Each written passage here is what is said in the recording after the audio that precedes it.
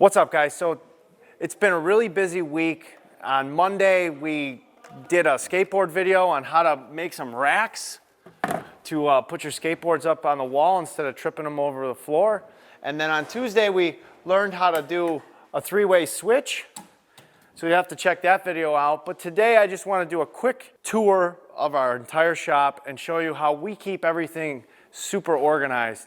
And there's a lot of different things and ways that you can do that. So one of the ways that we keep all of our hoses and cords very organized, along with our brooms and mops and levels and all this kind of stuff, is we just made some very simple racks out of 2x4s where we cut them at a 20-degree angle, screw it to the back of a piece of wood, put a couple of these on there, and then we screw that right to your wall.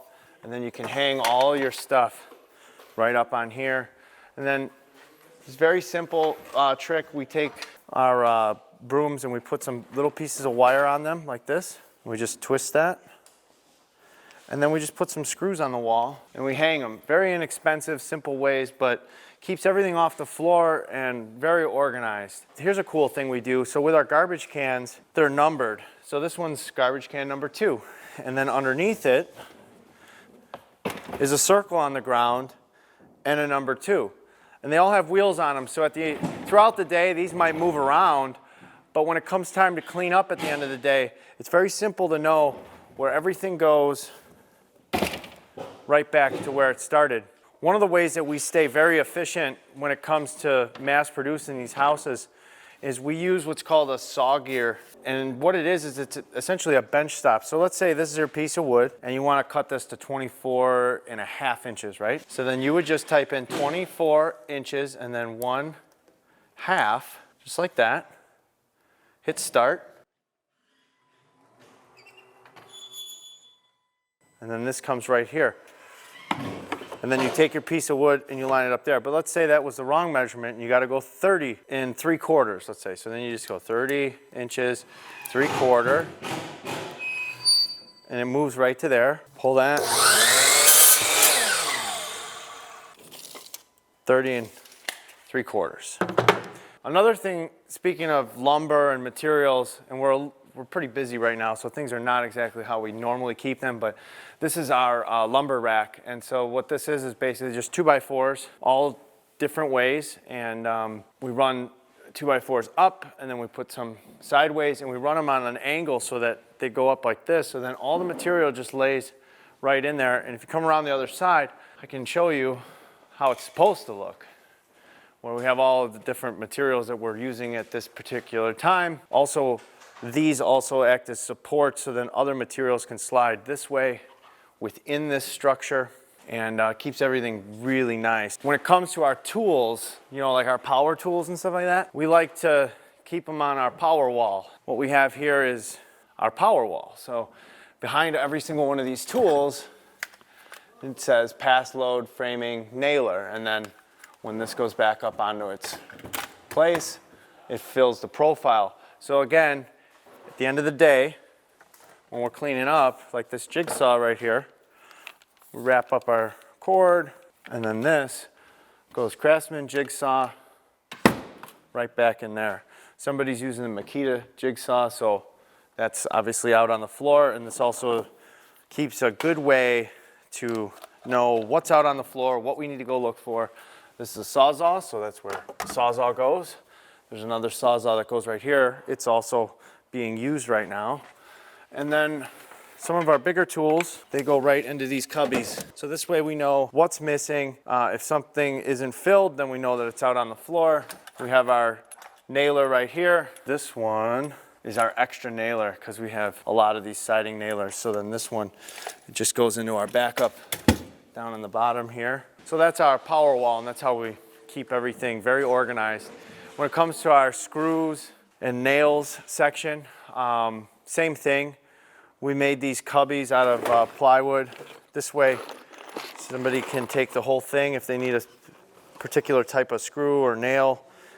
Some of these they're all organized a little differently on how we use them, pretty much through the different steps of building a tiny house. We have different boxes for different things, like bolting walls down. So then you would take this box over to the house, and that has all of our bolts and fasteners for putting the house and attaching it to the trailer. When it comes to our bigger tools, right, like our table saw, this is a cool setup we have here. So because we're limited on space and we're constantly having to move things around, this table saw slash bench top slash tool organizer and also a dust collector. So when you turn the saw on, the vacuum turns on, sucks all the dust, keeps it all in one place. And this also acts as a work table, but then by having the table top the same height as the table saw, it also acts as an outfeed table. So this is a cool little thing that we've built. And then also, again, more places for tools. When we're doing hand tools and power tools, one of the recommendations that I will make is you want to make sure that things aren't behind something else. So keeping everything in a plain line of sight. So we have some shelves here for power tools, but only one power tool can go in front of, nothing can go in front of this, so that when it comes to working throughout the day, it becomes very efficient to find things and you're not really searching high and low to try to figure out things. I always recommend whatever the tool is, whether it's our screws or our hoses or power tools, just like those things, we also try to keep all of our ladders contained in one area because, again, nobody likes to go looking for things. Same thing with our mover dollies. We keep all those on this corner over here.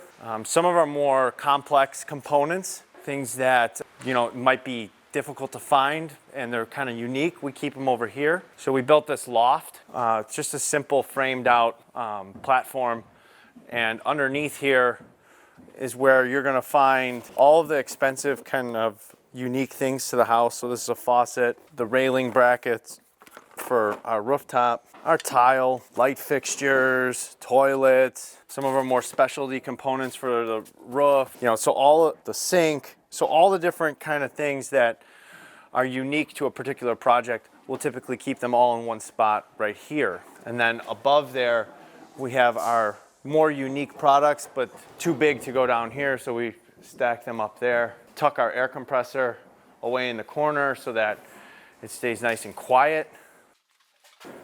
A lot of people think that we got this really big office, when in reality, this is our entire office. This is our command center. So my project managers, Joe and Jessica and myself, this is where we work throughout the day. I'll take you inside there really quick, because again, we want to keep things really simple. So one of the things that we do, so we have this desk and it's just one big counter, and it's made from shelving racks that you can buy at your local home store. And then we just put some pieces of wood up here, sanded them, cleaned them up, and this is our operating center. So this is where we get everything done. So very efficient.